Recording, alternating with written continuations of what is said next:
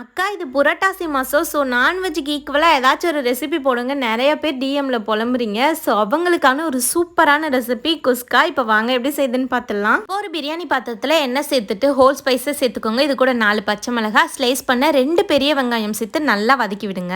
இது கூட 2 table spoon இஞ்சி பூண்டு பேஸ்ட்டு சேர்த்து இதையும் நல்லா வதக்கிட்டு 2 பெரிய தக்காளியை கட் பண்ணி சேர்த்துக்கோங்க. தக்காளி நல்லா சாஃப்ட் ஆகணும். தேவையான அளவு உப்பு சேர்த்துக்கோங்க. தக்காளி நல்லா சாஃப்ட் ஆயிடுச்சு. இது கூட 1 table spoon red chilli powder சேர்த்துட்டு 3 டேபிள் ஸ்பூன் தயிர் சேர்த்து இதையும் நல்லா வதக்கி எடுத்துக்கோங்க. இப்போ அரை கைப்பிடி அளவுக்கு புதினா சேர்த்துக்கோங்க. இது கூடவே 1 டேபிள் ஸ்பூன் பிரியாணி மசாலா சேர்த்துட்டு இதையும் நல்லா வதக்கி எடுத்துக்கோங்க. இப்போ நம்ம கறிக்கு பதிலாக சோயா சங்க் சேர்த்துக்கலாம். எல்லாத்தையும் நல்லா வதக்கி விட்டுட்டு மூடி வச்சிருங்க. எண்ணெய் நல்லா பிரிஞ்சு வரட்டும். இதுக்கு நான் 2 கப் அளவுக்கு ரைஸ் எடுத்திருக்கேன். கிட்டத்தட்ட 1/2 கிலோ. 1 கப் அரிசிக்கு 1/2 கப் அளவுக்கு தண்ணி சேர்த்துக்கோங்க. தண்ணி நல்லா கொதிச்சிட்ட பிறகு ஆல்ரெடி ஊற வச்சிருக்க அரிசி சேர்த்துக்கலாம். தண்ணியும் அரிசியும் ஈக்குவலான பிறகு தம் போட்டுருங்க. தம் போட்டு 20 மினிட்ஸ் கழிச்சு ஓப்பன் பண்ணீங்கன்னா சூப்பரான குஸ்கா ரெடி. கண்டிப்பாக ட்ரை பண்ணி பாருங்க. பிரியாணி செய்ய நான் யூஸ் பண்ணியிருந்த பிரியாணி பாட் வந்து எத்தனிக் பாட்ஸ் அண்ட் பேன்ஸ்லேருந்து இந்த காஸ்ட் அயனும் சோப் ஸ்டோனும் சென்ட் பண்ணியிருந்தாங்க. இது வந்து பார்த்தீங்கன்னா ஸ்மூத் ஃபினிஷ். உங்களுக்கு வீடியோவில் பார்க்கும்போதே தெரியும். ப்ளஸ் ப்ரீ சீசன்டும் கூட. ஸோ உங்களுக்கு மெயின்டைன் பண்ணுறதுக்கு ரொம்பவே ஈஸியாக இருக்கும். ஆல்சோ இவங்களோட ப்ராடக்ட் பார்த்தீங்கன்னா ப்ரீமியம் குவாலிட்டியில் இருக்கும்.